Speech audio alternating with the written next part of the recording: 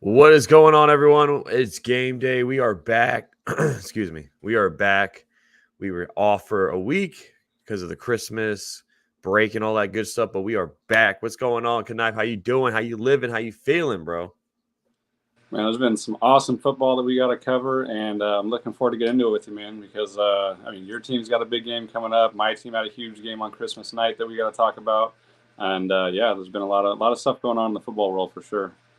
Yeah, man. Hey, it's almost over. It's sad. It's almost over. Like 2 more weeks of regular season football, and then we get down to the real stuff. You know what I'm saying? Then we get down to the playoffs, and right now there's a couple of Super Bowl contenders. Your team being one of them, but those Ravens, they're lurking, flock, if you will, Knife. But yeah, my team got a win tonight. We'll talk about that. But let's get to the pick'ems from last week and the week prior. So Knipe got 2 games on me. If you didn't know this, everybody, Knipe almost picked everything correct last week. On the community tab, I posted our picks because we couldn't go live. Man, this dude, you should have put a little $1 parlay in for like all the picks, bro. But his team lost to the Ravens. But Knipe got two wins on me. So now it's only a 4-game difference with 2 weeks left. So anything could happen, Knipe. Anything could happen. We got a couple of people in the building, man. We got Sud Fam, Malik what's going on, bro? We got the Beach Man. Corvo says, hi, I'm Neil. Well, welcome in, Corvo. How you doing? Mark Speed, morning, bro. Your Lions took a tough L last night. Sorry about that. But they clinched the NFC North the first time since what? 1993. I wasn't even born. That's how long ago it's been. So congratulations, Mark Speed. I know you're happy about it. So touching on the game last night, what are your thoughts with the Cowboys and Lions? Cowboys won by a point, but break down what you thought about the game. Dude, that was so first off, the first half, like I had said in the chat with our boys, man, like it felt like it was 28-27 at one point, just because of how much action was going on in that game. Even though it's only 7-3 for the longest. But man, what an action-packed game! It was kind of everything you want to see in a primetime game. You know, close game, 2 good teams, and at the ending, dude, there's going to be so much. Like, I'm sure that Lions fans are absolutely heated. Like, if I was Mark Speed, I'd probably just be losing my mind if that was my team that got that called back. If I'm French and I'm a Cowboys fan, I'm like, holy crap, a miracle, let's go, you know? Yeah. I don't know. There's just so much to unpack at the end of that game. It's too much for me, and like I hate that it comes down to that. I wish it was just clean football, no flags. Like, let's just play the football game. But yeah, I mean, it was awesome. Honestly, at the end of the day, it's still a great game, no matter who won that game. It was close, it was exciting, and that's kind of what you want to see in prime time. So, congrats to the Cowboys, and hey, it helps my Niners get that #1 seed. So I don't really care. Yeah, right. And I need y'all to be playing to win until the end of the season because I need y'all to beat those Rams next week. But yeah, it was a great game.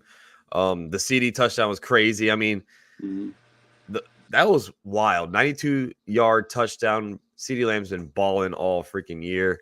But Cowboys snuck away with one there. And it's going to be a battle for that #1 seed in the NFC right now. The Eagles, the Lions, and the Cowboys, they're all there, and the Niners. They're all there. So it's going to be fun. It's going to be fun to watch. Let's get to the games of today. The Sunday slate. We're going to start off with the Patriots taking on the Bills. I know it's not a fun game to start off, everybody. I hate when we start off with a blowout in the making, it seems like tonight, because, I mean, the Bills, they're rocking and rolling now. They got the wheels going. They got the wagon going. Perfect time for the Bills, man. Right before the playoffs start, they're going to make the playoffs. At one point, they were in the hunt. They were 6-6 at one point, but, man, they keep rolling. They keep winning. And they got the Patriots at home. They were 14-point favorites right here. Over-unders 40.5. The Patriots have been winning more with Bailey Zappi. I don't know if I should touch that spread because it might be a little closer than we expect. But of course, I'm taking the Bills to win this game at home. Like, let's be honest here. So give me the Bills here. Josh Allen keeps going, and watch out, because the Bills, they're going to be a good team in the playoffs. They're going to be a scary team to face. Give me the Bills here. I agree, but I'm going to stick with my my Miami versus Niners Super Bowl prediction. But for this game, let me get them Buffalo Bills. Obviously, there's no shot in hell the Patriots should touch them. If the Patriots are winning at any point during this game, it should just be 3-0, and that should be it. Yeah. And yeah, let me get the Bills to just absolutely dog walk the Patriots, even though it's a divisional game. The Patriots, dude, everyone can see it all year. They just don't look like an actual competitive football team. And I mean, Bill Belichick is on his way out the door, so his give a crap isn't there anymore. I mean, it would be for me if I'm reading in the media that, hey, I'm going to lose my job and I have to look for another job in the next year. Like, I mean, why would I care about this job? So yeah, let me get the Bills just to absolutely dismantle the Patriots by at least 20. Sheesh. I don't know. Something's telling me it's going to be closer than that 14-point spread. I don't know, but if I'm a sports bettor, which I am, I'm not touching that spread. I don't know why, but it could happen. The Bills could just flat out destroy them, like you said, bro. And you're usually right. Every time when Knife says there's a blowout, it happens. So listen to Knife when he says there's gonna be a blowout here. But I'm scared to touch that spread, man. Let's go down to the Falcons and the Bears. Knife picked the Bears 2 weeks ago to beat the Browns. That was a little disrespectful, but they almost did. They should have won that game. Yeah, but man, we'll touch on the Browns too. But yeah, Joe Flacco should win Comeback Player of the Year, bro. Like, this dude's out there throwing dimes. Like, it's not check downs, it's not little dump offs. He's throwing bombs, bro. So shout out to Joe Flacco and the Browns for securing a playoff spot too. But going back to the Falcons versus the Bears here, right now, the Falcons lost 2 weeks ago to the Panthers when you and I both sat here and said, like, if any team loses to the Panthers, it's a disgrace. Well, they did. And it's funny how a Arthur Smith-led team lost to the freaking Panthers. And there he is, right on cue. Jonathan's in the house, the Falcons fan. Good morning, bro. How you doing, man? Fields will show off on his future team. Falcons win 17-14. I think you might need to look at Russell Wilson, because I've seen some reports the Falcons could be in play for Russ. What do you think about that real quick before we touch on the game? Do you think Russ and the Falcons are a good fit for each other? I mean, I don't think anyone's a good fit for Arthur Smith that plays football. So if you play football and you want to work for Arthur Smith, that's a horrible career choice. And you shouldn't do that, because your stats are going to decline and you won't be able to do what you want, which is probably, trying to make yourself better at football. Man, for the Bears, don't draft a quarterback, dude. Keep Fields, draft Marvin Harrison and the surefire guaranteed Hall of Famer. That kid's a stud. Like, there's no question in my mind. Like, to me, they shouldn't trade back even. Like, just secure the good player, man. Like, don't think about this too much. You already got a gift and a number one pick from the Carolina Panthers, because you weren't expecting that to be a number one pick. You know what I mean? So just take the gift and say thank you, and let somebody else deal with Caleb Williams and his crybaby little attitude. Because he's a future Patrick Mahomes now. That's how I'm going to look at him, because I don't look at Patrick Mahomes the same anymore, because he's a little crybaby, little punk. And that's going to be what Caleb Williams is too. So Justin Fields is a gamer. I like his attitude. I like the way he carries himself. And I mean, yes, he is, he still needs to do, some development, but to me, that's coaching at this point. Like, I think his either quarterbacks coach or offensive coordinator isn't doing him favors. And I think Fields is fine. I think Fields can do just fine. Like, if you put Fields on my team, dude, Fields will shine brighter than anybody. You know what I mean? Like, so by all means, if you want to be dumb, go ahead and get rid of him. But I would draft Marvin Harrison personally if I was the Bears organization. I'm right there with you, bro. I think what the Bears should do, because they're going to have two. Well, they're actually not mathematically eliminated right now in the playoffs, which is crazy. They need a wild scenario to happen, but they're going to probably have two top 10. Well, definitely the number one pick, and probably in like 8 or 9 in that area. Mm-hmm. So I would probably go Marvin Harrison and an offensive lineman if I was the Bears. Like, Justin Fields has showed you he could be a guy, but it's hard when you're changing coaches left and right. You know what I'm saying? Like, they have to find the right coach for him, and they need an offensive-minded coach, man. I mean, Eberflus, he could be a great defensive coordinator, but I don't think he's a head coach worthy coach. But we'll find out today in this game. The Falcons are underdogs. They are 3-point dogs on the road here in Chicago. The over-under is 38.5. It's going to be cold, 37. It's cold everywhere, damn it. It's cold everywhere right now in the United States. But Bears, they're looking better. They're looking better. I mean, kind of too late, though, right? A little too late. But I'm taking the Bears right here, man. I'm taking the Bears to beat the Falcons. I can't trust this Falcons team. Me saying that, the Falcons are going to go out there and ball out, right? Every time I pick against the Falcons, it seems like they win. But the Bears, you've been pointing out almost every week, the defense has been better every single week. It seemed like Eberflus calling the plays now on defense, so that kind of changed the way. Like we used to pick, in DraftKings and fantasy, we used to pick on the Bears defense, and play this guy against the Bears defense because they're, it's the Bears. But now it's different. Mm-hmm. This team they got like a little swagger to them. Justin Fields playing better. Give me the Bears here on at home. And another thing is the Falcons struggle on the road. Jonathan would attest to this, but the Falcons struggle on the road here. Give me the Bears holding down Soldier Field, winning by a touchdown.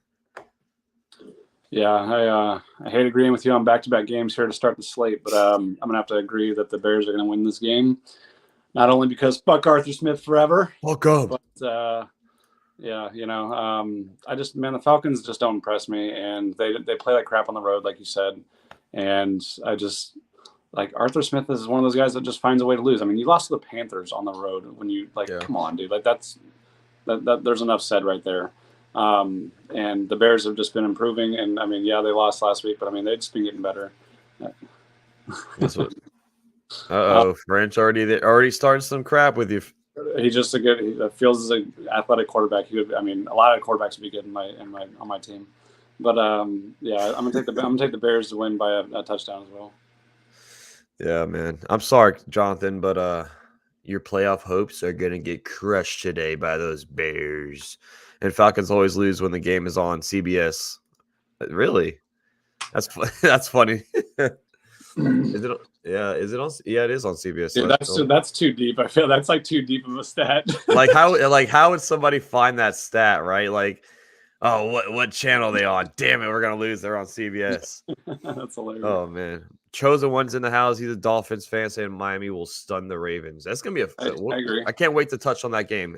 I agree. That's gonna be one of the best games of the season. It seems like on paper, that could be one of the best games this season. Let's go down to the Raiders and the Colts here. I just want to say this. I want to look the camera in the eye and say it's about the Raiders. Because I made a short on YouTube. If you didn't know, I said the Raiders stink. When they lost 3-0 against the Vikings, but it looks like they got a little. They hurt me. They're playing a lot better defensively. May I add? Man, this Raiders defense last week, you called it. You called them upsetting the Chiefs. I did not expect them to have 2 touchdowns on defense in 6 seconds, Knipe. Me and my stepdad were watching the game what the hell is Pat Mahomes doing out there, man?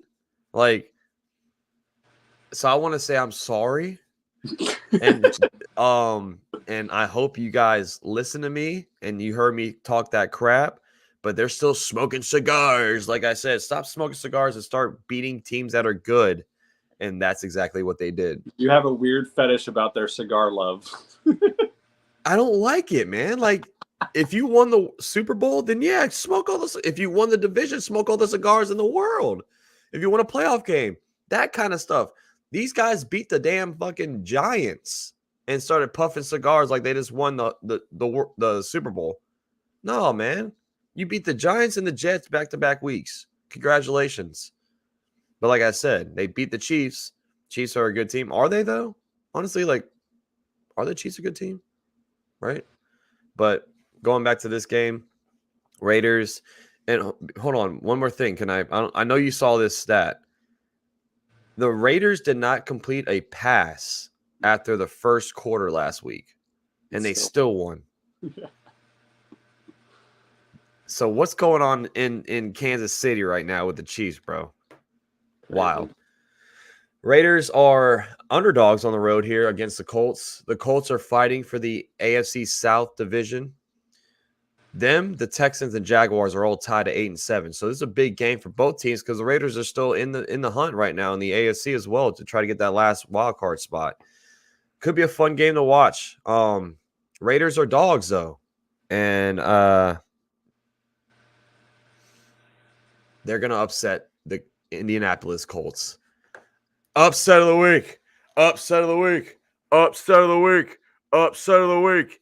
I know I've been talking crap about your Raiders fans, but come on now. Last time I did this, you lost 3-0 against the Vikings. Upset of the week. Raiders are going to walk into Indianapolis and take down the Colts on the road. Well, let's go. Let's get the disagreements going here. Like my home teams, whenever I think it's going to be a very tight game. And as much as I do like what Antonio Pierce is doing with them Raiders, and let them boys smoke them damn cigars, because you know what, Max? If Max Crosby comes up to you and hands you a cigar, you gonna say no? Yeah, because I can't smoke cigars. I try to smoke cigars, man. I tried to smoke a cigar before, and it did not work. I was choking. I was fighting for my life like R. Kelly. Like I couldn't do it, man. Nah, man. I'm gonna as much as I love them and the whole storyline over there, I'm gonna say Aiden O'Connell doesn't do enough to get it done today. Even though their defense has been playing great, give me the Colts to win by a field goal. And just because I really like what Shane Steichen's doing with that offense and just how he's been able to move the ball. And I think, isn't JT back, right?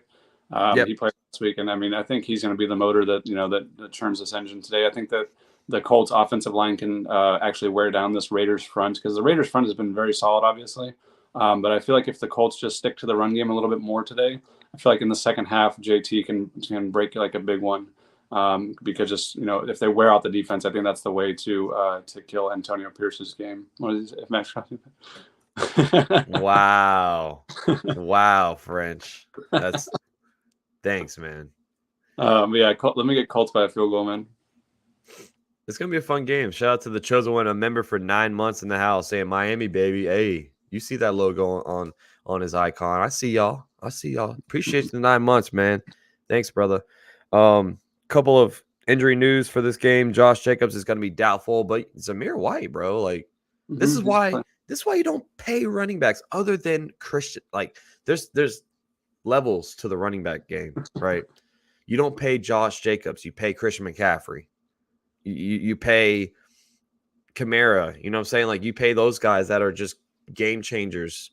But Josh Jacobs is proving why you don't pay running backs, because Zamir White's going in there and just doing what he's doing. He's balling, and they need to rely on Zamir White because they got Aiden O'Connell playing quarterback. The guy's not a starter, man. You can't. All right, but like you can't dump on Jacobs too much, bro. Like I understand it's a what have you done for me lately business, but he was the NFL leader in rushing last year, so let's calm down a little bit. I know, but like, what's he doing this year though? I understand. Like this is the year he wanted to get paid. I understand. I mean, I wouldn't want to play as hard either for a team that didn't really want me that much. Yeah, I mean, they pay that stuff matters, dude. Like that, all that stuff matters. It goes into mindset. Mindset goes onto the field play. Like it all ties in together. Yeah, I mean, that's true. Colts are getting back Pittman today, so that's going to be a big boost. We saw what the Colts did without Pittman. It looked like, they couldn't get anything going last week. So big boost for them getting Pittman back. It's going to be a fun game to watch, man. It's going to be a fun game. The Rams taking on the Giants here. Let me touch on the Rams real quick before we get on this game, man. Rams are one of those teams that you don't want to see in the playoffs. They already have the championship, pedigree. Matt Stafford is a champion, a future Hall of Famer. I don't care what y'all say in the chat. Not in this chat, but our group chat. Because when I said that, I like checked my phone. It was 50 missed messages. I started a war, it seemed like, in that group chat. I didn't say anything. Future Hall of Famer Matthew Stafford and the Rams And Sean McVay, bro, you got to put Sean McVay in the Coach of the Year category. I don't think he's going to win it. I think Kevin Stefanski should win hands down. But you got to get McVay. You got to include him because what he's doing with this Rams team. If you remember week 1, guys, the show with Knipe and I and a couple of other friends of ours, I said the Rams are going to be a top 10 draft pick next season because I just couldn't believe. I didn't believe in this team.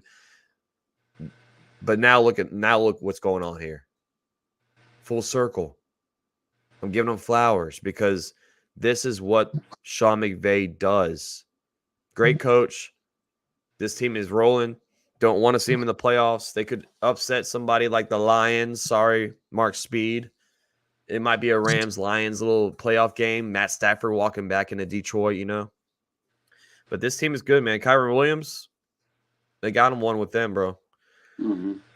Rams on the road to the Tommy DeVito-less Giants. This guy, no more. The fuse is now out for Tommy DeVito. He's all butthurt about it, saying when you're good, they love you. When you're bad, they hate you. That's what sports are, man. I mean, you're playing in New York. Like, that's what New York sports are. You know what I'm saying? Like the Giants and the Yankees, like the Mets. This is what they do. They boo you if you stink. And he got benched. It's Tyrod time, which I think. Listen, Tyrod's better than Tommy DeVito. If you watch football, you should know Tyrod's better than Tommy DeVito. Anyway, Giants are at home. They're underdogs by 6 points. The over-under is 43.5. Give me the Rams, bro. They just keep rolling. They're a good team. Their offense is, like, I'm telling you, man, this team is good. The defense is playing better than we expected. Give me the Rams winning by 2 touchdowns. Well, buddy, you're hoping that we play the Rams tough next week, right? Yes. But you're going to get that little post-Christmas gift because I'm going to go with my upset of the week right here. Oh, my God. I'm going to go with the New York Football Giants ace. You're welcome, sir. Wow. Your defense is going to bring you a W today. And because you're at home and the Rams are on this high note right now, and they are attempting to, make that playoff push. And I agree. I think that they are a dark horse to, be a scary team in the playoffs. However, you got to get there first, man. And you can definitely overlook, and you can definitely, not be ready for certain teams. And, a team that's going to face Tyrod Taylor, the attitude of the Rams defense, I don't think will be there, even though I think obviously Aaron Donald's an animal. But I think the Giants will actually win this football game, and I think it'll be close. I think this will hit the under. I don't think this will be high scoring whatsoever. I see the Giants winning like 19-16 or something like that. And Giants by 15. Hey, you never know, but I'm going to say Tyrod coming in there. We'll give them a little bit of a spark on offense again, because I do like Tyrod. I've always liked that. He's a competent quarterback who can actually, he can get some stuff done. And I just like the Giants defense. And Stafford, yes, he's been good the last like 3 or 4 weeks, but I mean, let's not forget that he looked like crap most of the year also. And he can go right back to, he wasn't looking that good the first half of this year, man. He was not looking that great. He didn't have like multiple passing touchdowns, I think about like maybe like 2 games or something like that. And I just don't think he's going to get it done today. I don't see Stafford just rolling today. I think that the Giants are going to give him a fit. I think Kayvon Thibodeau is going to get like 2 sacks, maybe 2.5. And I think the Giants will come out with a victory here. Okay. Hey, I make another clip about me dogging the Giants. Like, every time I do this, they end up winning, bro. Every time, and Ace just has a field day. He just makes his little clips and shares it. It's hilarious, man. But Beach Man saying he's a Giants fan. We're watching, or we're gonna keep it close at half, and then we're gonna sell. It could, because now, like, honestly, bro, like, now's the time to just lose. Like, you're 5-10. I trust Daboll. You know what I mean? Like, I like certain coaches, and Daboll's a good coach, man. Like, I think he is. Saying that your players and your team has not been doing that fantastic, but I think Daboll can get it done today. What's up, John? How you doing? Good morning, everybody. We got 22 in the house here. Smash that like button for us.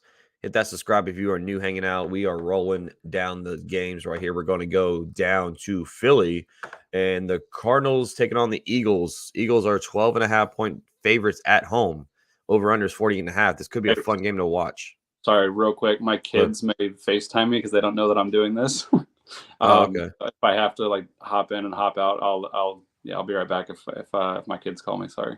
No, you're good, bro. Hey, kids come first, man. Eagles, what's going on with the Eagles? I love it. Yeah, I know you do. You want that number 1 seed. I get that. And you kind of exposed these Eagles a couple of weeks ago. This team is not what I thought.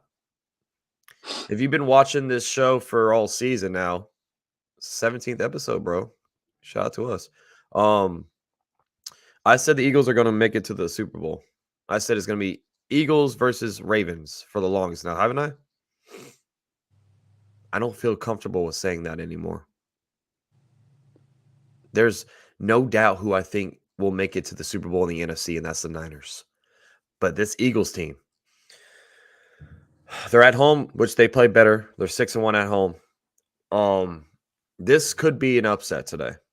This really could be. Kyler Murray can make his magic happen. I know they just lost Marquise Brown for the rest of the season. He got placed on the IR. So he's rolling out there with Greg Dortch and Trey McBride. I mean, McBride's a baller, but Rondale Moore, Dortch, that's what Kyler has in this game, and Michael Wilson. I'm not going to pick the Cardinals by any means, but it would not shock me if they won. Give me the Eagles. Don't give me the spread. They're going to hold down home field. This team got to figure out something, bro. This team got to figure out something.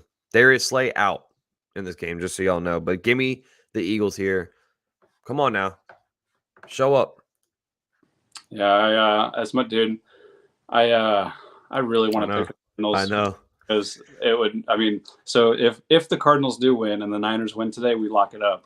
Like that's it. It's Damn over. it. So I need the Eagles to win that. I need y'all to be playing next week. I'm gonna go ahead and say the Eagles are gonna win because I just don't see them losing to the Cardinals. Unfortunately, like I mean, I agree with you. It might not be like it might not be a blowout, but I think the Eagles will. Oh, there he is. He's in the. Oh, you good? I can't hear you.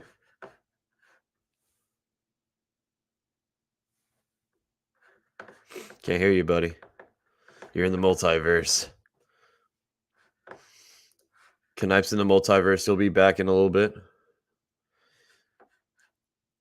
Seahawks are making the Super Bowl.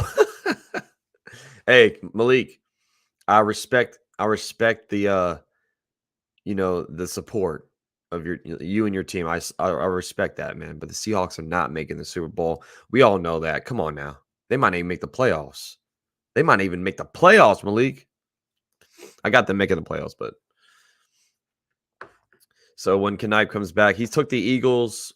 We'll go down there and touch on or we'll go back to this game and give his thoughts. But let's go down to the Saints and the Buccaneers here. The Saints and Bucs still fighting for that NFC South. I mean, this division is pretty wide open still. Oh, there he is. All right. We can hear you. Cool. Yeah, sorry. That was the Chitlins. But yeah, like I said, Eagles win. I think they'll win by like 6 or so. But I think they'll get it done. Okay. Let's go down to the Saints and the Bucs, man. This like I was just saying before you jumped in here again. This division's still wide open. The NFC South right now looking like the Bucs will win this division. I had the Saints winning before the season started, but Baker Mayfield, he's actually doing his thing, man. Like they got him. I think they got their quarterback in Baker Mayfield, and good for him, man. Good for him to revitalize his career and hopefully find a home for a while in Tampa Bay. But Bucs, Saints. Ben already messaged me saying pick the Saints, please, and I was like, I don't know about that. I don't know. Like, listen, if you've been watching the show, you know what I've been thinking about this Bucs team. I said they're going to be a top 5 draft pick. The Bucs and the Rams really showed how dumb I am sometimes, didn't they? The Bucs don't suck. There you go, Ben. That's what you wanted me to say. Every time you super chat, you say Bucks don't suck. They don't. They beat the crap out of us. They beat the crap out of the Jaguars last week. We'll touch on the Jaguars a little later, man, because that team is. I got the Buccaneers winning the division. They're gonna win today against the Saints. Bucks don't suck. Baker Mayfield, I believe in him, man. Like I said, kudos to him. I'm loving watching what he's doing in Tampa Bay. Give me the Bucks here, holding down home field. Man, I want to pick that, but the NFL is a weird way of evening out. Yeah, it is. And I'm going to go ahead and take the New Orleans Saints on the road here by a field goal. And I don't like doing it, but I just feel like, man, the Saints know they have to win in order to keep their hopes alive even a little bit. So, I mean, the urgency is going to be on the Saints side. And the Buccaneers, although they are fighters and they will not, just lay down and lose easily, I think that they will lose by a field goal today. And I think this will be a low-scoring game as well. I could see this being a field goal fest. Man, the only thing is there's no Marshawn Lattimore, right, for the Saints? Let me double check. So I'm pretty sure Lattimore's out. But even so, I mean, yeah, Evans might have his normal big day. So if you got him in the fantasy championships, good luck. But I think the Saints will somehow. I mean, I think it's gonna be an ugly game. I don't think this is gonna be pretty just because it's divisional. The boys are gonna be like both defenses. Have the ability to just punch you in the face. And I think the Saints can actually pull this one out. And this to me, it all depends on Derek Carr either looking like complete garbage or looking somewhat competent. And I'm just gonna say he can. When his back's against the wall, he can do it. So yeah, give me the Saints by a field goal. Yeah, it says Lattimore's on the IR. He got placed on the IR week 10. Oh, my bad. I thought he was okay. My bad. Well, I mean that's only four games though, So I don't think he's playing, but he's returning either today or tomorrow or next week. I still take the Saints by a field goal. Free wander. Whoa! Wow! You're gonna be like defending Wander Franco. You don't know. Some he's trolling. Every time he's been super chatting, he goes, "Where's Wander Franco been?" I'm like, Ben with a 199. We were just touching on Ben, and here he goes. Bucks don't suck. Go Rays, and no, don't not the last part. He's a sick human being. It's still all alleged, by the way, but I have to say that because he could sue me. But yeah, it's a sick show over there in Tampa Bay right now for the Rays, I should say. Appreciate you, Ben.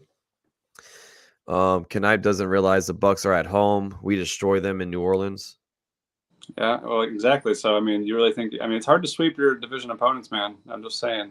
Yeah, it is. And I do realize the Bucks are at home. I understand that. I get it completely. I don't like picking the Saints, but I feel like just the NFL is a weird way of evening out, man. They just the Saints are back against the wall, urgent, and I mean they have talent, so they can do it. They have Olave, Kamara, they got Taysom Hill, like they can get it done, man. Yeah, it's gonna be a good game. I mean, I think defense is gonna be big in that game, and the under might hit. It's 42.5 is the over under. I would bet the under as well. Yeah. All right, Knipe. I know you got the freaking Commanders this week, but take it away. What's going to happen in this game here? Well, first off, I'll address what happened Christmas night because it was very, very sad. Oh, yeah.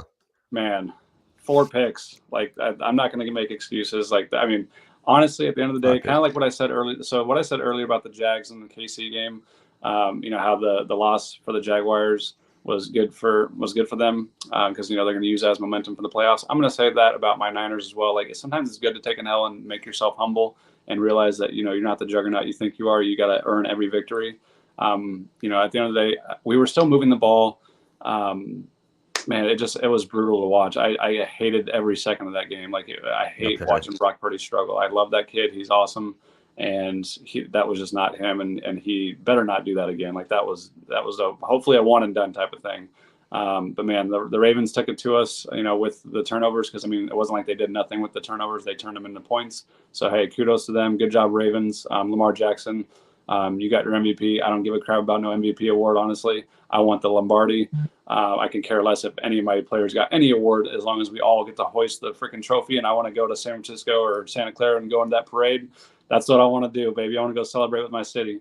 And today, my Niners are gonna, take one more step closer to that dream and that quest for 6. And we're gonna take care of business against the Commanders. We got Chase Young and Trent Williams, who are prior Commanders players, who Yep. I'm sure are going to be motivated. And I'm going to say Chase Young, gets a pair of sacks today against the guy who has the most sacks in the league this year, in Sam Howell. So Niners are going to get it done by 10 plus, I'm sure. We just got to make sure that we don't overlook this team. Nothing's free. Purdy got he said, "Not me, just people." Hey, dude, you know what? Purdy had a bad game, and that was just obviously it was terrible. But he hasn't had many of those, and even with that awful game, he's still leading the league in a lot of categories.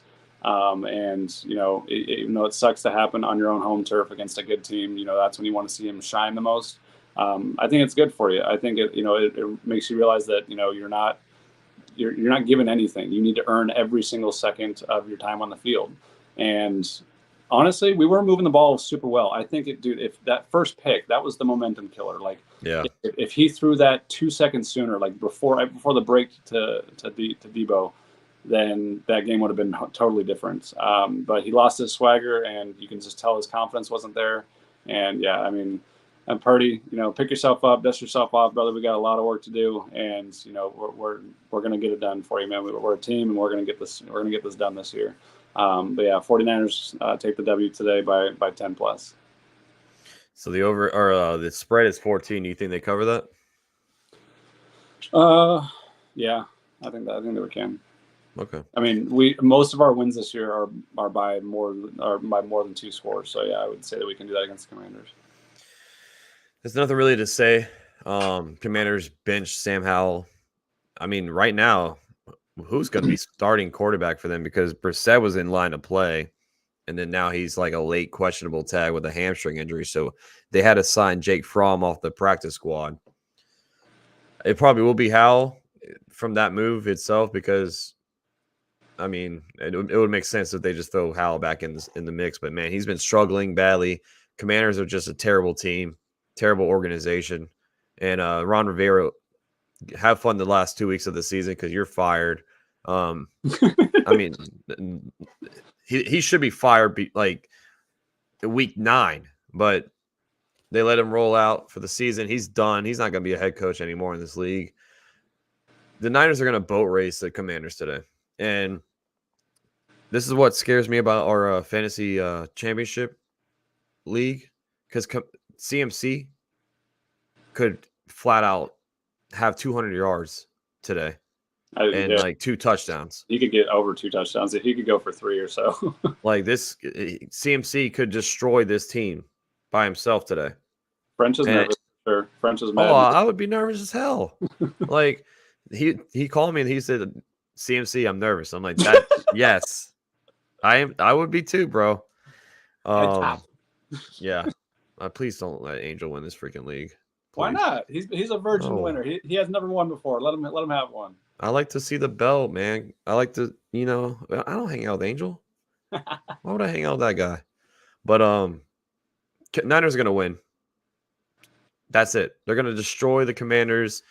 This team is a flat out joke. The Commanders are, and I mean, it's a nice get back right game for the Niners here, coming off a tough loss against the Ravens, and they got a tough game next week against the Rams. This is going to be a nice little bounce back game for them. So give me the Niners in a blowout. I think they win by 21 points. Let's go down to Jacksonville and talk about the Jaguars. Good night. You and I have a lot of Jaguar buddies. Yep. You and I, can I just move, by the way, guys? Now I'm sitting by myself watching football for the rest of the season by myself. But Knipe has lived in Jacksonville. I live in Jacksonville.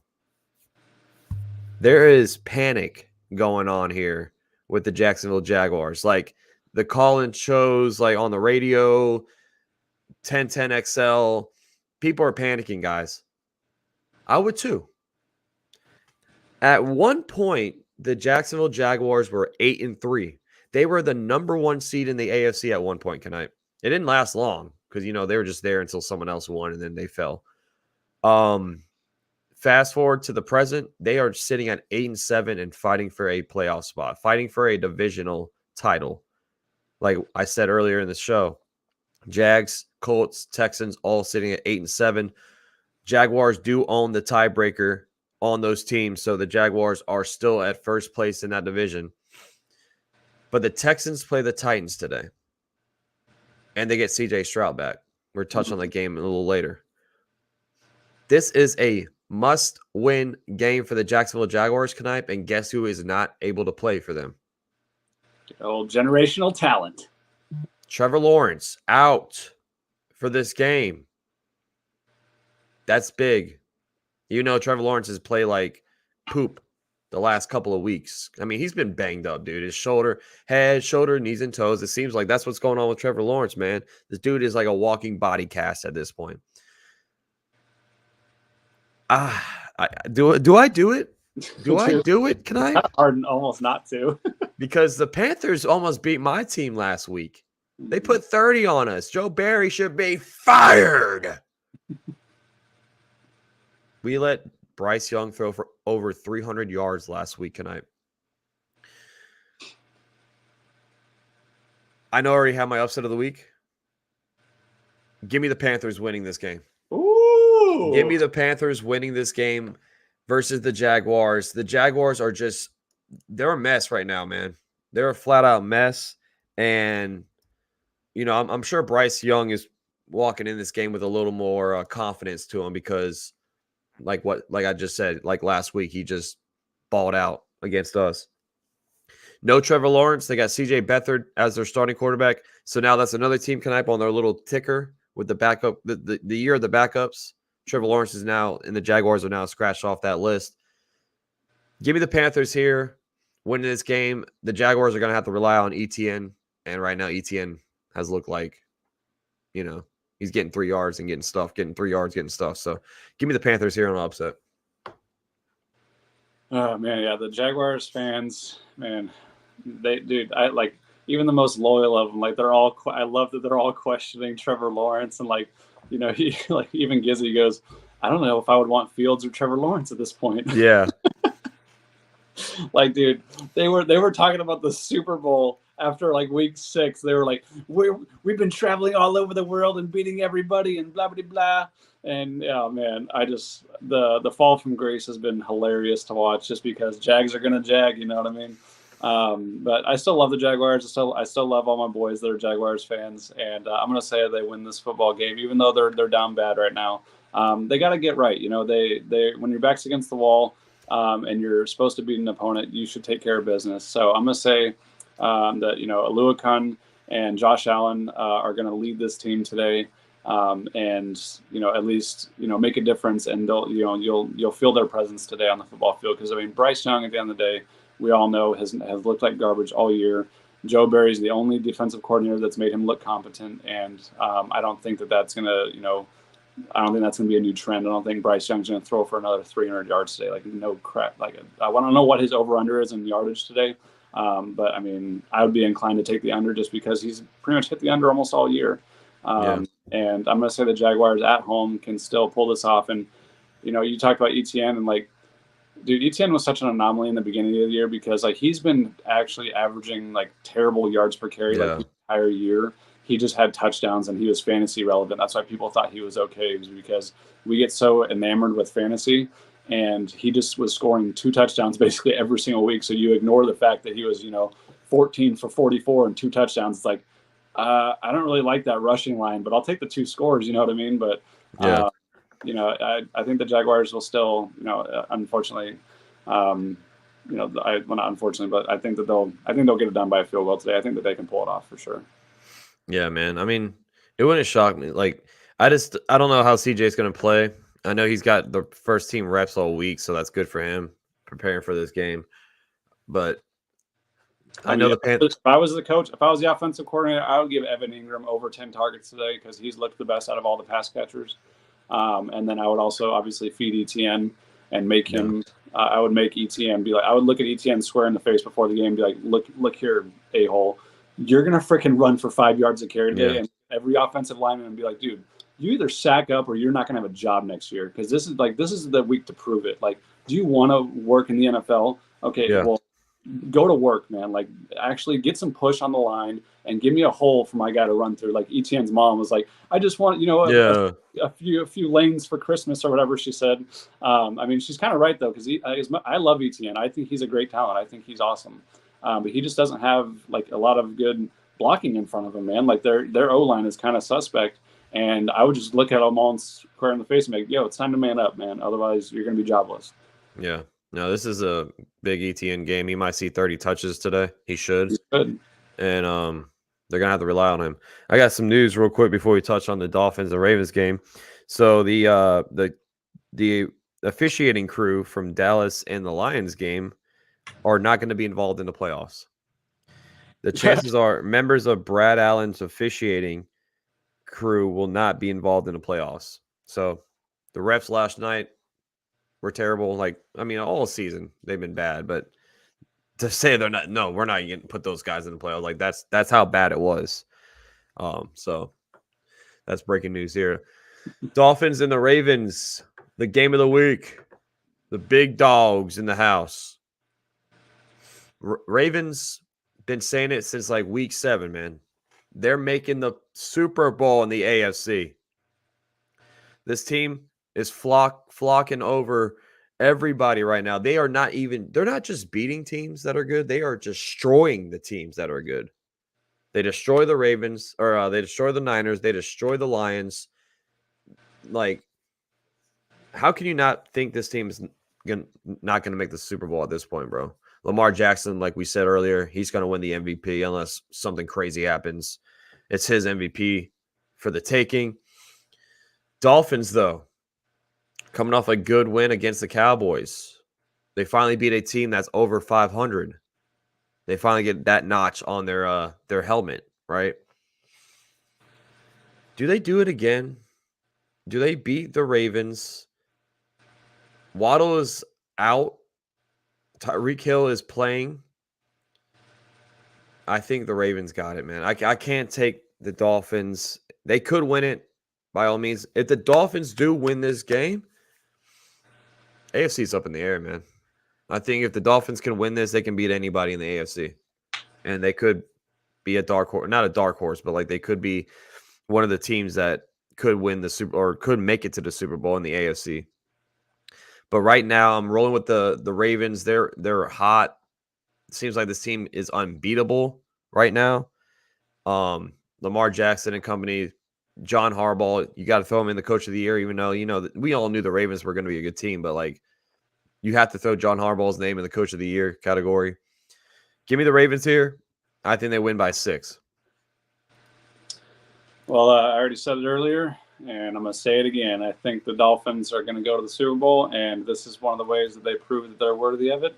And I think that they win today's football game. I think the Dolphins upset on the road. I mean, we all remember what happened. Was it last year with that comeback win? They won in the fourth quarter. I think they got like 21 points or something stupid in the fourth quarter. But I think the Dolphins are more than capable of winning this football game. They have a great run game. They have a great pass game.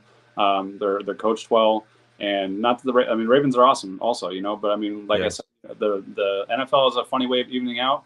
And this is another one of those things where the Ravens, like just like we were riding super high, and then we got brought back down to earth. Well, the Ravens are riding super high, and then they're going to get brought back down to earth. And that's what I believe is going to happen, just because that's just how it happens in the NFL, it seems. And I'm going to say the Dolphins pull this one off.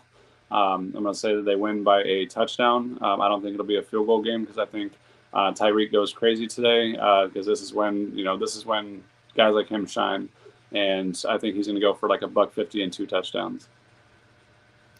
Chosen one said, I love this guy. He's a Dolphins fan. What's up, Captain Trotsky? Logan won't like your pick, Max. I'm sorry, but that's just how I feel. The Ravens are just them. They are that team. The Dolphins are beating them in the playoffs. The Dolphins are going to go to the Super Bowl, and they're going to see our boys, and it's going to be an epic game. You know what's crazy about you, Knipe? What? This is probably like the 5th week in a row you picked against the Ravens. You don't like picking the Ravens. I've noticed that about you. Maybe I just don't. I don't know. Maybe I just have a deep hatred for them because they Maybe beat you just don't believe in this team. Maybe that's why. If you're a I really Ravens don't. fan out I there, honestly don't. I don't believe that the Ravens are capable. I don't think that the Ravens are going to be that great in the playoffs. I really don't. I think that they're not that they're fraudulent. They're obviously a good football team. I just really don't think that they're going to perform that well in the playoffs. Like, I mean, we'll see what happens, but I could easily see the Bills being better than them in the playoffs. I could see the Chiefs becoming better than them in the playoffs, even though I hate saying that because Patrick Mahomes is a crybaby little bitch. oh, burn. But and I also say I still say the Dolphins are gonna, like I said, I'm gonna keep saying I'm gonna keep calling the Dolphins versus the Niners in the Super Bowl. Okay, and that's why we have to do this. We have to disagree, but it's not because there's a producer in my ear telling me what to say. That's why you listen to YouTube and not Fox. It's organic here. It's organic. Can I have scared of the Ravens? Says Mark Speed. Ooh. I'm not scared of nobody. Get out of here, dude. Let's go down to this game, closing out the 1 o'clocks. The Titans taking on the Texans. Like I said, CJ Stroud is back. Thank God for the Texans because it was rough watching Case Keenum play. Like I'm glad that CJ's back. For football wise, I'm glad that CJ's back playing. So like this is the year of the freaking backup quarterbacks, man. I think this week we have like 8 or 9 backups playing just this week. Like, come on. We want to see the real guys out there playing, man. So CJ being back is going to be huge for the Texans. Titans, they're a scrappy team, but I don't think they can beat the Texans with CJ. So give me the Texans here. They know how big this game is for them, and I think they're going to take care of business at home. They're 4-point favorites. Over under is 43.5, and I think they just have their way today. I think the Texans win big. Give me a 10-point win here for the Texans. Yeah, I agree. I think with CJ Stroud back, that's a huge spark for that team, especially being at home. Like that crowd's gonna be lit. Yeah. They finally have that Houston crowd finally has something big to cheer for, which is awesome. So, I mean, they've been in the basement for a while now. And I think it's awesome for that division that that they're all looking up because I mean next year is going to be like that division has been a joke for a while because of the Jags and and the Texans have not been that good, but Jags are vastly improved and so have the Texans and then the Colts now too.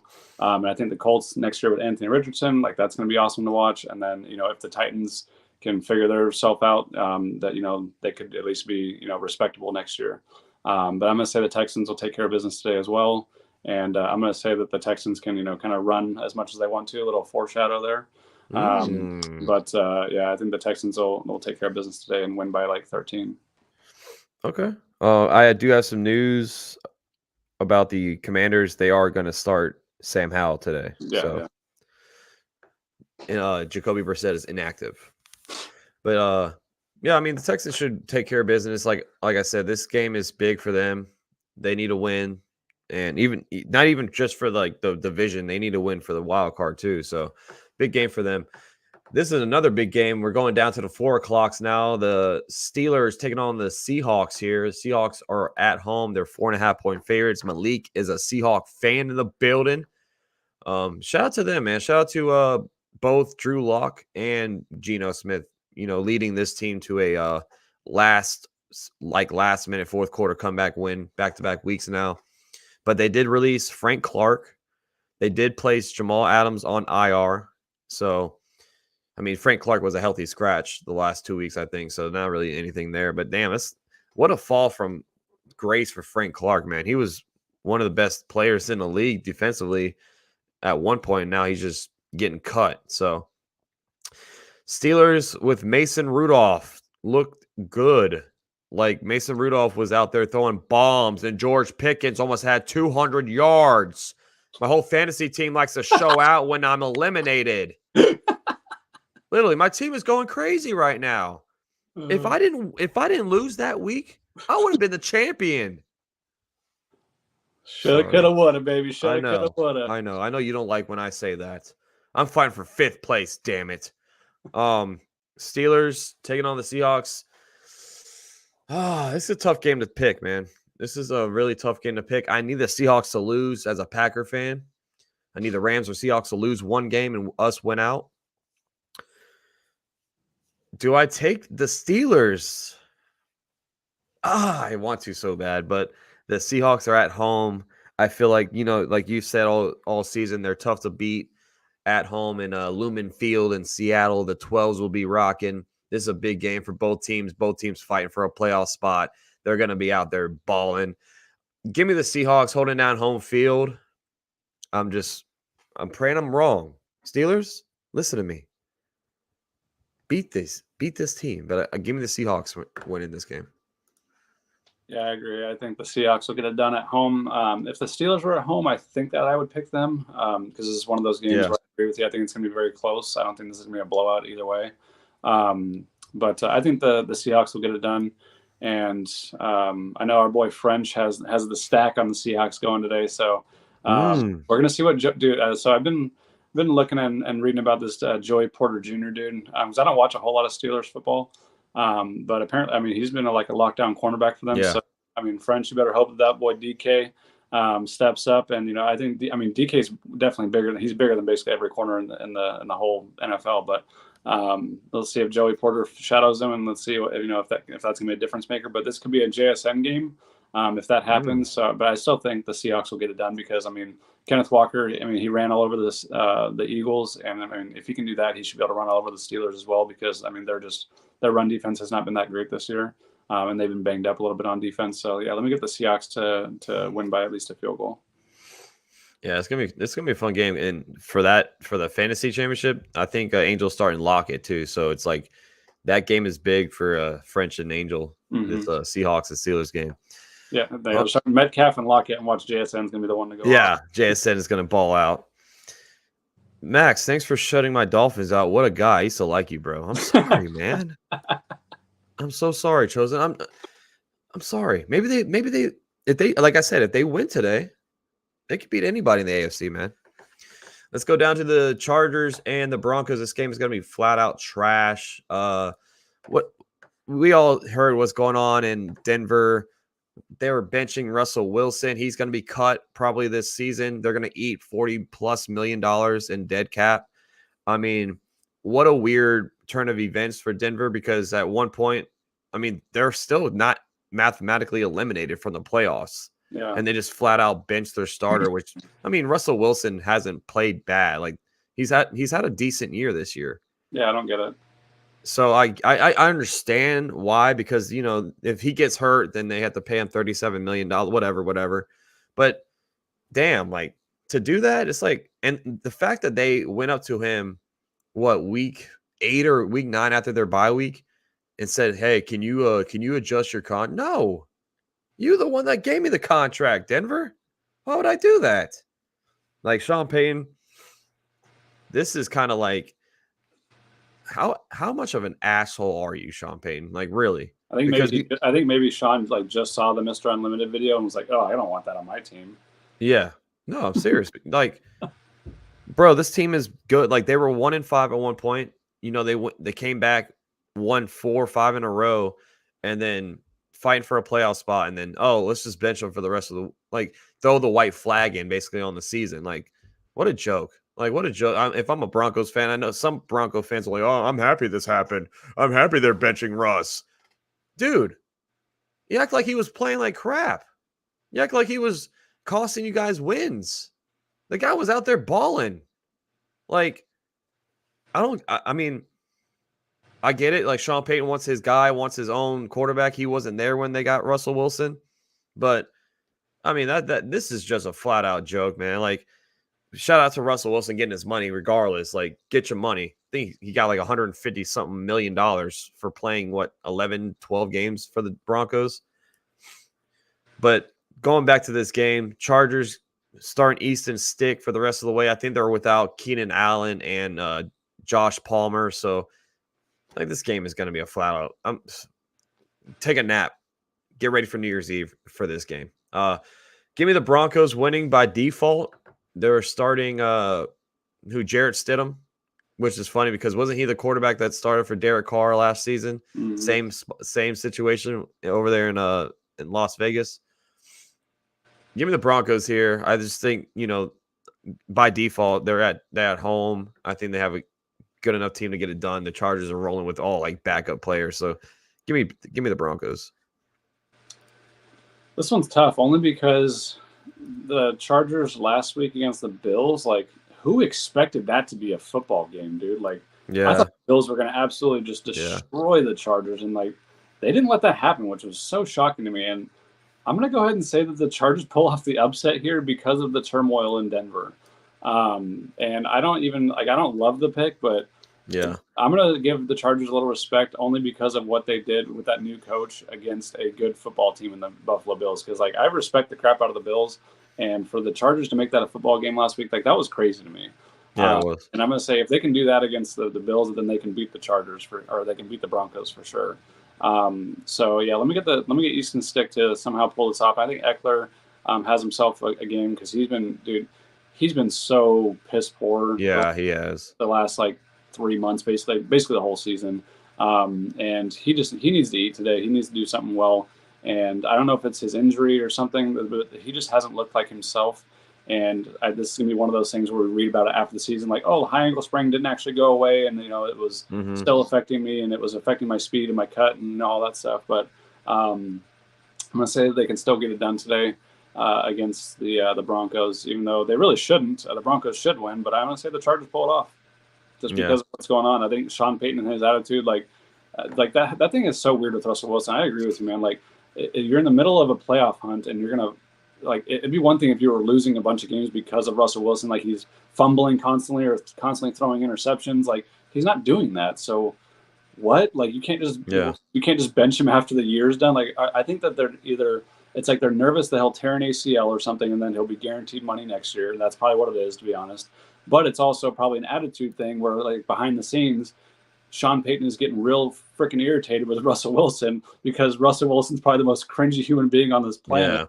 yeah, And I mean, like, I kind of, I don't really like disagree with Sean Payton. Like, it's like, I would kind of just want him out of my face, dude. Like I would want Russell Wilson almost nothing to do with my organization because he's a cringy person. He's not a leader. He's just he's a oh well this will be great and we can do this and that like yeah. oh dude I'm good on Russell Wilson. Like go to Arthur Smith. I would love to see Russell Wilson Arthur Smith together and just lose a bunch of football games. That would be hilarious. So you better hope that doesn't happen, brother, because Right. you're gonna be in for a world of hurt down there in Atlanta if that happens. Yeah, man. It's definitely a weird stuff going on in Denver, man. Yeah. Let's go down to the Bengals and the Chiefs, wrapping up the 4 o'clock games. The Chiefs, what are they? I think the dynasty is over. I think we're watching the fall of the Chiefs right in front of our eyes. I mean, Taylor Swift, at least you got your man before he retires, because Kelsey's over there slamming his helmet down, and Patrick Mahomes is screaming at the sidelines, saying, "Call the effing play." Like, it just seems like an implosion is happening in Kansas City, man. Like, I can't believe it. I thought the Chiefs were going to be good forever. It seemed like with Patrick Mahomes, but the year that the Chiefs have the best defense for Mahomes is the year they're struggling the most because the offense is just a mess. Like, they won the Super Bowl last year without Tyreek Hill, but it seems like this year they're missing Hill more than ever. Like, this team is just not rolling. They're not in sync. You saw a lot of communication errors with this team. Like, this is not your normal Kansas City Chief Andy Reid team, right? Like, I just it's hard to touch. It's hard to put a finger on this team right now.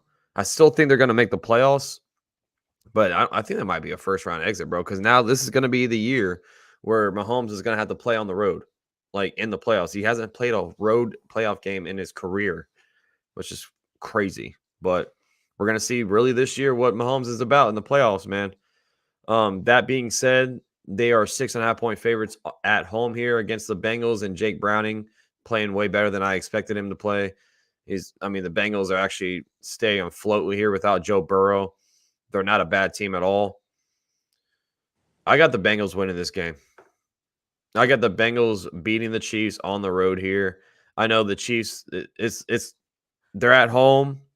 They play good at Arrowhead, but like I said, this is a different Chiefs team. The Bengals have had their way, but that's with Joe Burrow, of course. But I just think the Bengals are playing better football right now as we speak.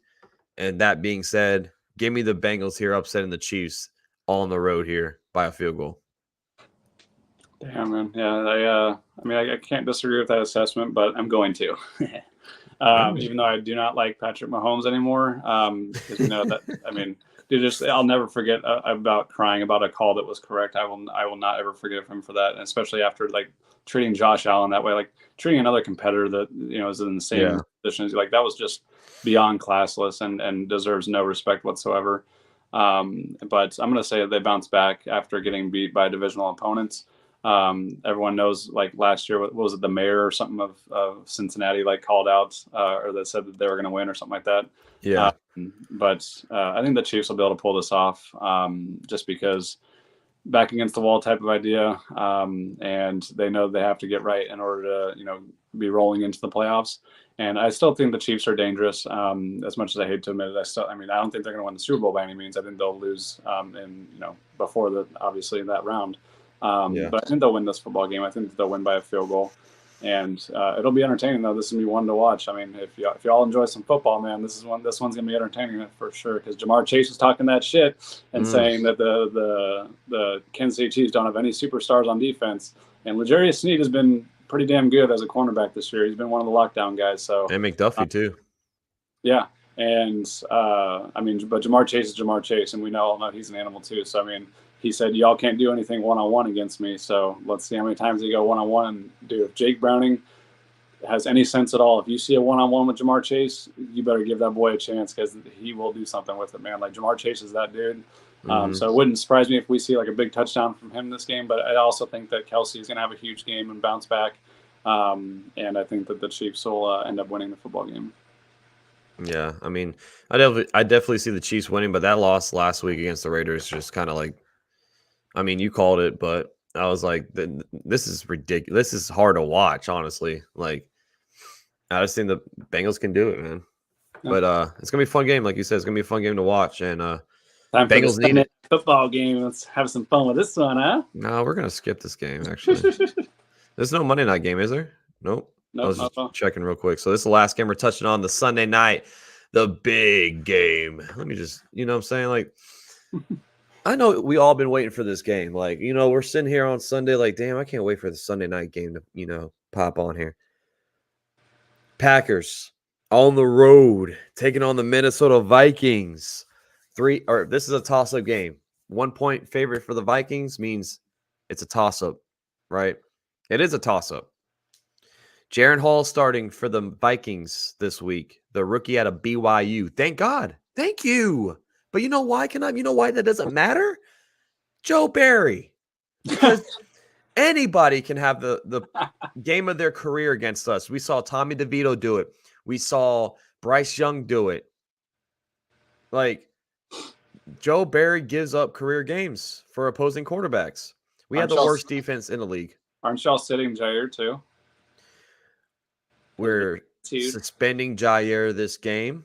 Weird. Touching on the Jair situation real quick, I 100% agree with the Packers. I don't inform me because I honestly don't know. I just saw a little bit about it, but like, what did he do?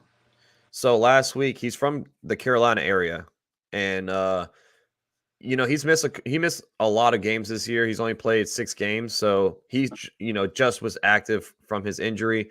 But the Packers did not make him a team captain for that week. So he felt some type of way about it because he's from the Carolina area. So we were at Carolina, and he just goes out there in the coin toss.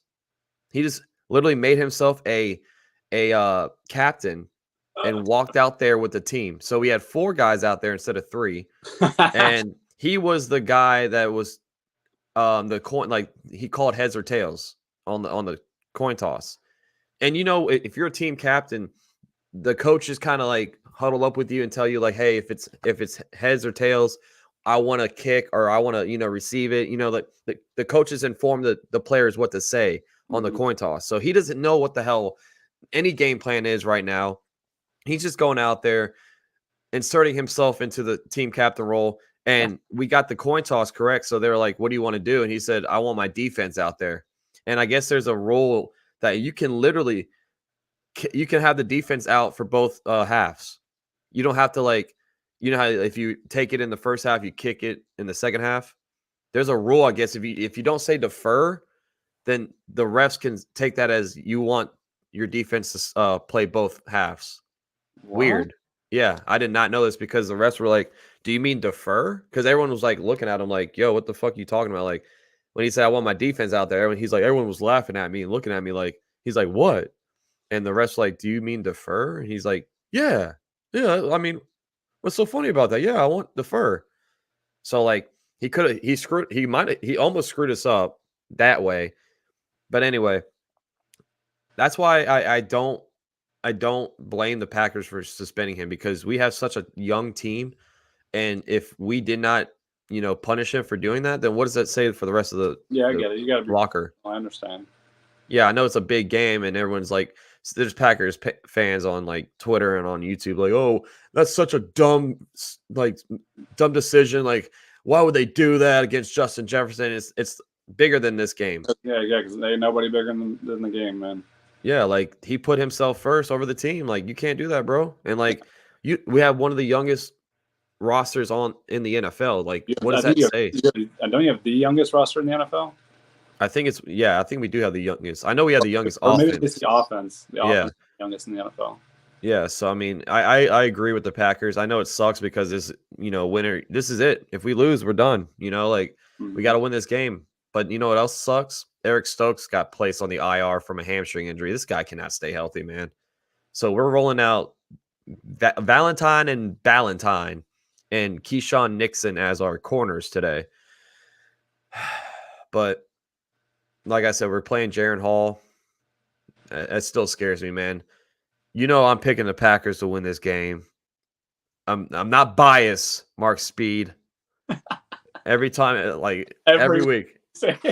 No, I took the Bears to beat us in week 1. Don't forget. You mentioned bias on the. As soon as I said it,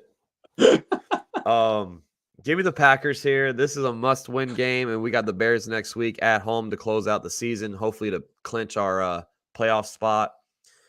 Come on, Packers. Give me my New Year's wish. Like, do this for me, man. Please. Man, yeah, this game is so tough to pick. And the only reason it became tough to pick, in my opinion, is because they chose to start this Jaron Hall guy. Like, what are we doing, man? Like, you're going to have this kid start a primetime game when the first time he went out there, didn't he get, like, concussed within, like, the first, like, few plays? Yep. Like, that was actually against us, too. What, really? I thought it was the Falcons. Oh, it was the Falcons. I forgot, like, I thought he – never mind, I'm tripping.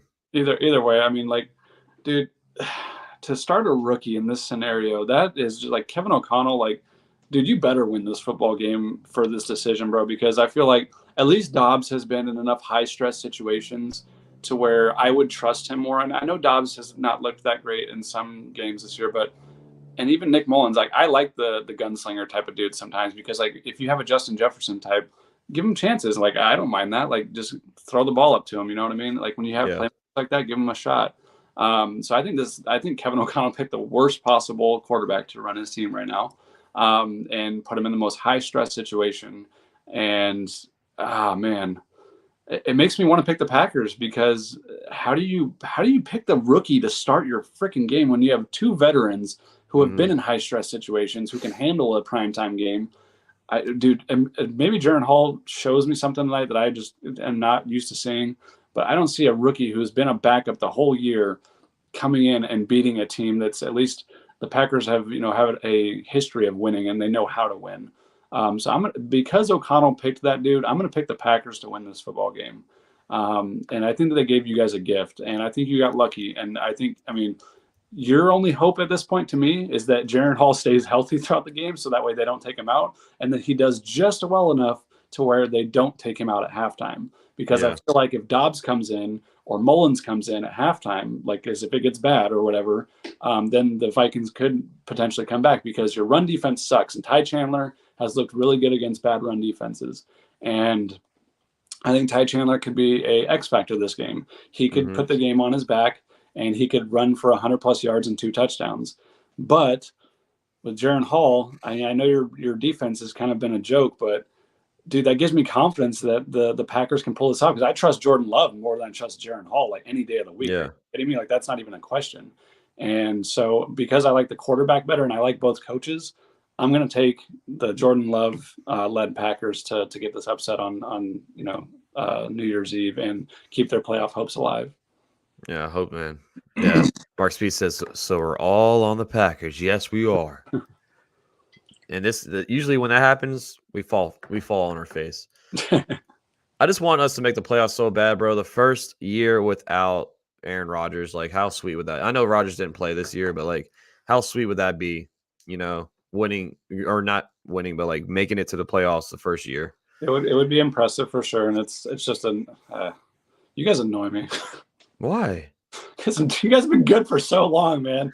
You need to know what it's like to be in the basement for a couple years, dude. But we haven't won the Super Bowl or anything. Like, still, we've been. I know. Like, yeah. My team, dude. As good as the Niners are, like, we have not been this good. Like, even like since I've been a fan, like basically since like what 96, 97. Like, dude, we've been in the basement plenty of years. Like, it's good for fandom to know what it's like to go like 2-14 or 3-13 or 4-12. Like, those years suck, but it makes you like just want it more for your city every year. And you have never experienced any of that a day in your life. We didn't make the playoffs last year. Your team has only been a winner, and it's annoying. We didn't make the playoffs last year. That was my cellar, okay? Sitting there watching the playoffs, and my team wasn't involved in the big dance. So, but yeah, I mean, come on, Jordan Love. Put your stamp on this game and win the game. Let's go to the DraftKings part of this show. Appreciate y'all hanging out. We have 16 still in the house. Smash that like button for us. Hit that subscribe if you're new. Let's try to win some money, and let's go to DraftKings, man. So let's start off with the quarterback position, like always. You know my rule. Like the mid-tier, but not today, because you know why? There's a lot of backups playing this week, so you got to be careful with who you pick. You could go Derek Carr at 5.5K. No. I'm going up to Justin Fields at 7.3. I think Fields, he's been balling lately, but this does kind of scare me. You have a 24-point game, a 12-point game. It's like the way this is going, he could give me 12 points today.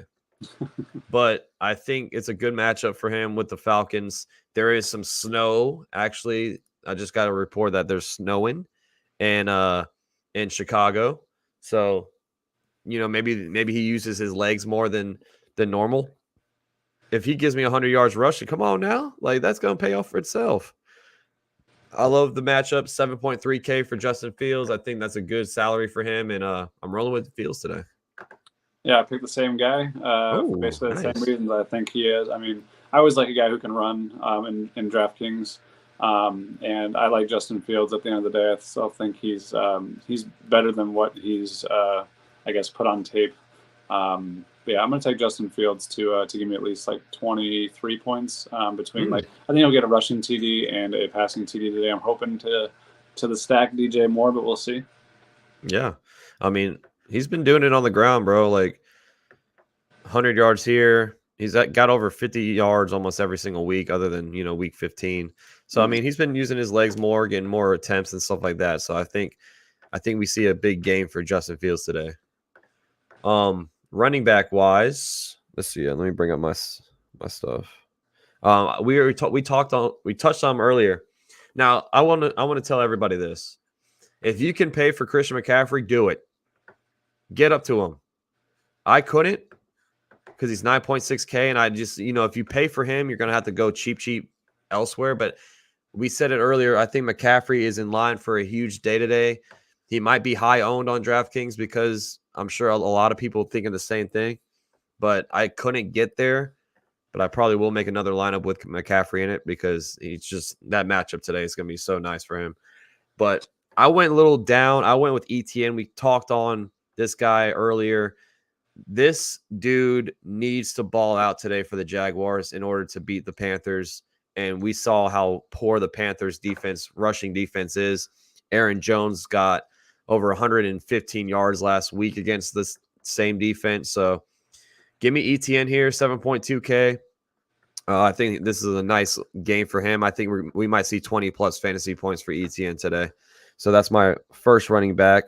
My second one is a guy that's cheaper, way cheaper, and a guy that's been producing very well, and that is Samir. Look at this guy. This guy looks like Debo, man. He steals your lunch. He steals your bike. Like Zamir White's a dog, man. And this guy, he's been balling. They've been feeding him. 22 attempts last week, 17 attempts the week prior, but he did everything he could against a tough Chiefs defense too, man. 145 yards last week. And at 5.1K, still very cheap, too cheap, and a good matchup for the Colts here. So I went with Zamir White as my running back 2. And for my flex, I also went running back, and I went with Chuba Hubbard against the Jags. So the running back game for me is the Jacksonville Jaguars versus the Panthers. Hubbard's getting the attempts. He's not really showing you much. 2.7 yards per carry last week against the Packers defense, who cannot stop the run. So that's not what you want to see. But I just think the volume is there for Chuba Hubbard. And honestly, at 5.8, in my eyes, he was my best option at flex because that was my last position I put. So give me Chuba Hubbard against the Jags defense. He might get some goal line, touchdowns today. So I went with those 3. Hell yeah. So I forgot my first 2 running backs, but I know I have Christian McCaffrey in my flex because I made a concerted effort to add that beautiful son of a bee into my lineup because, what needs to be said, Christian McCaffrey is Christian McCaffrey, and he'd do his thing. He's a beast. And yeah, he's more than likely going to eat today because he eats every single freaking week. So, I mean, you're basically guaranteed 1 touchdown. It's just, is he going to get 2? Is he going to get 3? Is he going to get 7? Who the hell knows? It's funny. You know what his odds are for anytime touchdown today? Oh, God. It's like minus 500. So like, you're not winning nothing. You're not. They're like, you have to like up that to 4 touchdowns for us to get odds. No, I get it because I mean the guy scores.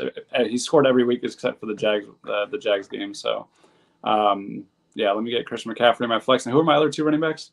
You had Swift. Oh yeah, I took DeAndre Swift because I mean, if the Eagles, because I mean the Eagles can blow out the Cardinals. So I mean, if they do get to that point, I mean DeAndre Swift should be the benefactor of a big lead from the Eagles because I mean the Eagles do want to run the ball. They've been saying that, but they just haven't had the game script to do it. So I mean, if they do want to run the ball, this should be the week that they should be able to do it. But I mean, I also saw this hilarious like meme. It was like if DeAndre Swift had a football field that was 99 yards, he would be LaDainian Tomlinson because this dude makes a living of falling down at the 1 freaking yard line for Jalen Hurts to go steal all of his touchdowns. But just don't do it this week. Let me get some DK points, bro. Come on. Did you see what Jason Kelsey said on his podcast? No. What'd he say? So he was talking to Travis, and he was like, I feel so bad for Swift sometimes. Like, I'll be in the huddle, he'll fall on the 1. He's like, what we're about to do here. Yeah. He's like, I'm sorry, man. Fall on the 3. Fall on the 2 or 3 yard line. Yeah. But if it's on the 1, what we're gonna do. Yeah. Hold on. We got some breaking news. Mostert is inactive today. Oh shit. So I might have to put some H-Chan in some DraftKings. Yeah, I wish I had H-Chan now in my lineups, but whatever, it's fine. Yeah. And then you had Singletary. Oh yeah, I did foreshadow that earlier. Yeah, Singletary. I think the Texans do mollywop the Titans today, even though it's a divisional game. There's the spark of having CJ Stroud back. I think that he'll get them up by 2 touchdowns pretty quickly. And I think the Texans defense has been very stingy enough to where the Titans will have to settle for field goals if they score at all in the first half. So I think the Titans will score like maybe a garbage time or a touchdown or 2 possibly. But I think that the Texans are going to like basically dog walk the Titans today. And I think the Singletary will be the benefactor. Like how you view ETN, like how he should get fed 30 times today. I think that Singletary should get the same treatment because even though Singletary's like talent has not been that crazy throughout the years, like he's looked great this last like 6 like games or so, or like 6 or 8 games, and like he just needs to keep getting fed because I mean ride the momentum on that guy. I mean he's averaging almost 5 yards per carry. It seems like every game. Like looking great, man. I mean he's been looking awesome. It looks like he did beat out Damian Pierce. They had Damian Pierce on kickoff returns last week, so I was like, damn. Dude, yeah, what a bust this year, man. That was my whatever. Screw him. For my receivers, I went with the stack, of course, and I went with guess who? DJ Moore. Paired him with the Fields stack. I know he hasn't really been showing out fantasy wise the last 2 weeks, but I mean, Atlanta has some good corners like AJ Terrell, and Jesse Bates out there playing safeties, having a phenomenal year as well. But DJ Moore, he can do it all. He can give you those yak yards and stuff like that. So you got to pair him with the Fields at 6.6K. So I went with that route. And then I went with Chris Olave against the Bucks. Nice. This guy's a target machine. We all see it. 13 targets last week, but this dude's a baller. Like, out of the Saints' weapons, he has been the most consistent all year round. Of course, Michael Thomas going down with an injury. Who would have thought that? But Chris Olave, over 1,000 yards for the season, and fantasy-wise, 26, 12, 19, 20. You know what I'm saying? Like, so he still had that good price range at 6.8K. So I went with that route against the Bucks defense. I think we might see a lot of receptions for him and boosting up that fantasy points. So, and then for my third receiver, I went with the guy that broke out last week. This guy, George Pickens, at 5.3K. Mason Rudolph is starting for the Steelers, and this is what he did against the Bengals with Mason Rudolph throwing him the football. I know it came, the 86-yard touchdown, but like you were saying in the group chat, this dude's averaging almost 50 yards per catch last week. Yeah. We waited all year for that. Well, I have. Thanks, George. Over 1,000 yards quietly on the season, which that was shocking. Only at 56 catches, bro. Like, so he's put together a nice little season, even though he made some bonehead mistakes earlier in the year, and he's been a little crybaby on the sidelines and stuff. But Pickens, I think he's in line for a big day today against the Seahawks, because the Seahawks safeties or secondary, they give up some yards. So I think Pickens is in line for a good day. Yeah, I like those receivers. I couldn't go quite as high on my receivers because I went with Christian McCaffrey, and he kind of kills your budget. So I had to go with some frugal fellas. But one of them being Michael Wilson. We all know that Marquise Brown is out. I would hope that the defensive coordinator of the Eagles understands that Trey McBride is an absolute animal, and that's like pretty much the only target hog on that offense. So Michael Wilson but he can make a big play. He is athletic enough to give me a big touchdown. And I mean, this he's kind of underrated because he doesn't get enough work, but he's also been hurt here and there. But I think he's decent enough, and especially for the value. What is he, like 3 point something or 3.5? Yeah, 3.5. So I mean, that's what happens when you pay for Chris McCaffrey. Is you got to find little gems in the rough here with Michael Wilson. So hopefully he hits. But the good news is he'll be very low owned if he does hit. So and Marquise Brown's out, so more luck for him. Yeah, it gives him opportunity. Or you'd figure it gives him more opportunity. And I remember Jonathan Gannon. He said, or I saw a quote that said, he wants to get those guys more reps because, obviously this time of the year their season's lost, so those reps are huge for him. And then I also went with my boy Shaheed. Nice. They're facing the Bucs secondary, and he's that big play dude. And we all know, Shaheed is more than capable of giving you that one big play that that gives you a good fantasy week. So. Hoping for a little bit of pay dirt here as well. In a game that, even though I think it'll be low scoring, if a big play does happen, I mean, obviously Olave is a big part of that offense, but Shaheed's usually the big 60-plus yarder guy. Olave is the guy who gets them down the field usually. Yeah. So let's see what happens here with Shaheed, and I went with him because I had to, due to the price constraints of McCaffrey. You have to. And then you had one more receiver. DJ Moore, same as you. Okay. Stack with Fields. Yep. I mean, you pretty much have to stack in DFS for the most part, and DJ Moore is an awesome player, so I mean, can't really go wrong with that. Von Miller is a healthy scratch today. Just got that. Yeah, so that's very interesting. Tight ends, I went low. I mean, you could go McBride. Like, I really wanted to, but he's too pricey at 5.9K. Komet, he's in a good spot too. He's questionable. He's a game time decision, so I didn't go that route, but I think he's in line for a good day too as well. But I went cheaper. I went 3.3K to Tyler Higbee against the Giants. I know he hasn't really done too much this year. Kind of been quiet, honestly. But 3.3K, he was my best option in that range, and I needed some salary relief here. So I went with Higbee against the Giants, middle defense. I think he can get you a touchdown today. He probably won't go off. He won't give you like 60, 70 yards, but hopefully it's a random 2-touchdown day like against Arizona when he had 29 yards and 2 touchdowns. Like, give me that, please. But I just like the price for him. And, I mean, I still think Tyler Higbee is a good player. So, yeah, where did I go with tight end? I don't even remember. You went with let me bring it up. Oh, I went with Okonkwo. Yeah, I went with Chigoziem Okonkwo. He had a good week last week. He got some targets, and I think this is the time of year where they're wanting to, it's going to be guys like there's going to be certain guys this week and next week that get fed the ball, like force fed basically, because they want, like, what Gannon said is they want to get those guys reps. Yeah. Because they have to see what they have for next year. They want to just, see if they're worthy of keeping or how they want to work them in the game plan, if they're going to be a crucial part of the team next year. And I mean, he is a good yards after the catch guy. He's athletic, and I like this tight end. I mean, I feel like if he was in a better situation, he would be talked about as a better tight end in the NFL, because I think he's super athletic. He's great after the catch, and he can pull off a big play almost any given play, as long as he's given the opportunity. And he just doesn't. His targets are very I guess low value because of the plays they run and their scheme. It just doesn't fit his play style, in my opinion. So. But I'm going to say he can, he had a good. If I think the Texans are going to be winning by a lot this whole game, then they obviously the Titans are going to have to throw. So then I think the Chick will be a good play today. Yeah, if Derrick Henry's the starting quarterback, man, he's going to get all the touchdowns in the world.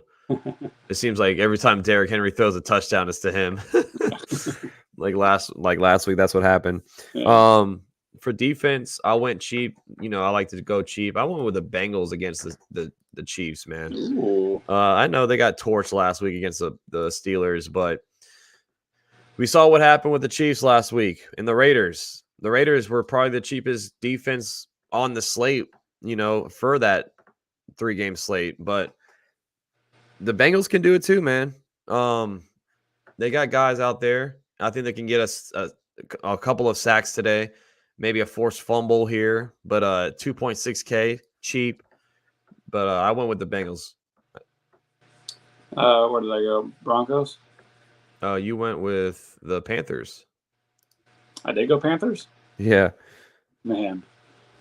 I don't know what I was thinking, but I think it's all just because Christian McCaffrey. Well, you probably were like, just because you never know. I mean, it's a backup quarterback. I mean, yeah, whatever. I mean, the Jags have. I mean, even though I think the Jags will win, like maybe they can, maybe they'll throw a pick six or something, and the Jags will still win. Type of idea. But I mean, Panthers defense. They're not super impressive, but they're also. I mean, I don't have that many words for them. Whatever. I picked the Panthers. Yeah, I mean, you just had to pick somebody. Yeah, you could go down. You could go Bengals or Giants, but yeah, I mean, we'll see, man. I honestly, whoever's listening, if I had to switch right now, I'd pick the Giants defense over them. Really? Yeah, just because the Giants defense has just looked better. They look like a better unit than the Panthers. Yeah. Well, hopefully we hit. It's been a minute since I've I cashed on some NBA DraftKings, but it's been a minute since I've cashed on NFL DraftKings. Damn it! So please, guys, if you listen to me, play your best game today for us. Appreciate you, Knipe. Always coming on here with me. Is there one more episode left of the season, bro? Week 18, and then the playoffs start, and then that's when the real fun begins. Appreciate y'all hanging out. Everyone in the chat, thank y'all. Good luck with your fantasy championship game. If you made it to the championship, hopefully you don't have Mostert, because that what a bad bad week for him to miss, right? Championship fantasy week. Hopefully your team wins, other than the Vikings fans out there. Hopefully your team gets slaughtered today. And Happy New Year's to you all. Happy New Year's, Knipe. See y'all next year. Y'all take care. Yes, sir. I just want to say Happy New Year. This is the last stream before the new year starts. So 2023 was a good year for the channel, good year for Max Coverage TV, and hopefully 2024 is going to be a better year and more big things to come for this channel. And thank you all for the support that you give me each and every single stream, hanging out with me, just chopping it up. Like that's all I ask for, man. So Happy New Year's. Be safe out there. Whatever you decide to do, don't drink and drive. Uber, call a Lyft, call a taxi, do whatever you got to do. Have fun, though. Enjoy it. Pop some champagne. And Happy New Year's, everybody. Thank you all for another great year. And like I said, big things coming soon for next year on the channel. It's always love, peace, sugar, and grease. See y'all next year. God bless y'all. I'm out of here. Peace.